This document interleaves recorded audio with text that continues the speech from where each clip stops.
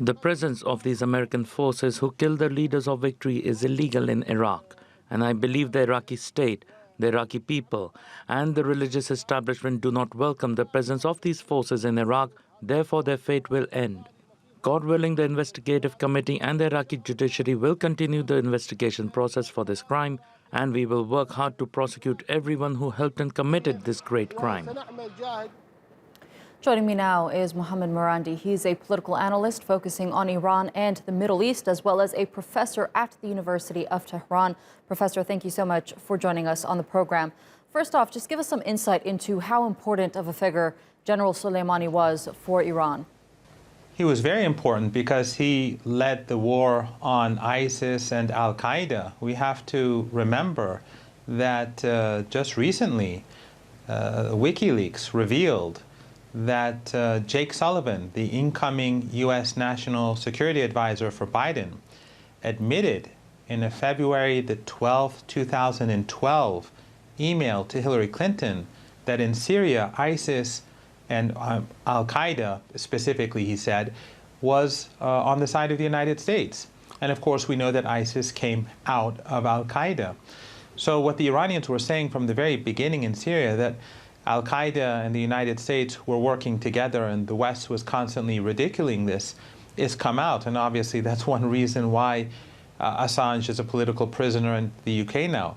So his war against ISIS and Al-Qaeda helped prevent Syria and Iraq falling into the hands of those holding the black flag. However, it's, I think, a big mistake in the West to overestimate the assassination and terror attack against General Soleimani and his Iraqi counterpart Abu Mahdi al-Muhandis.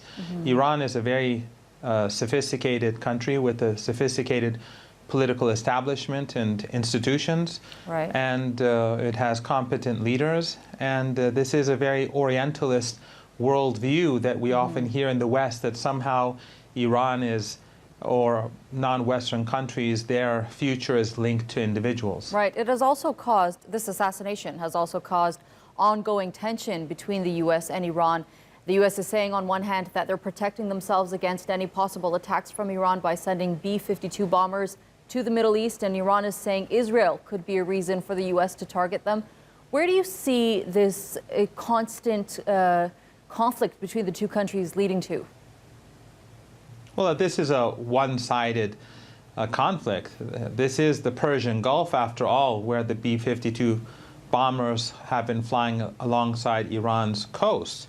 And the General Soleimani, he was invited to Baghdad by the Iraqi Prime Minister. He took an international flight, and he was at Baghdad International Airport when he was murdered, and his Iraqi counterpart was murdered by the Americans. This terrorist attack not only violated international law, but it was an insult to Iraqi sovereignty. And it also proves, by the way, that the Iraqi people and the Iranian people are very close, contrary to the propaganda that we often hear in the West, because as you will see today and as we saw last night, huge crowds in Baghdad and in other cities are turning out to protest the U.S. occupation and to commemorate the murder of General Soleimani. So basically what the Americans have done by murdering these heroes is that they've angered the Iranian people and the Iraqi people. They've brought the two nations closer to each other, and they've created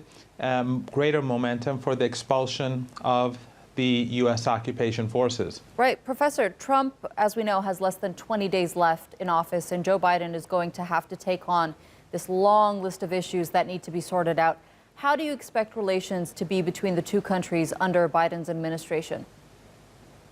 Well, we have to remember that Biden was a part of the dirty war in Syria. As I said earlier, when his incoming national security advisor, Jake Sullivan, when he says very early on in the conflict in Syria that they are working with Al-Qaeda, that Al-Qaeda is on their side, when they supported Saudi Arabia in the genocide in Yemen and the destruction of Libya and the sanctions on Venezuela, these were all done when he was vice president.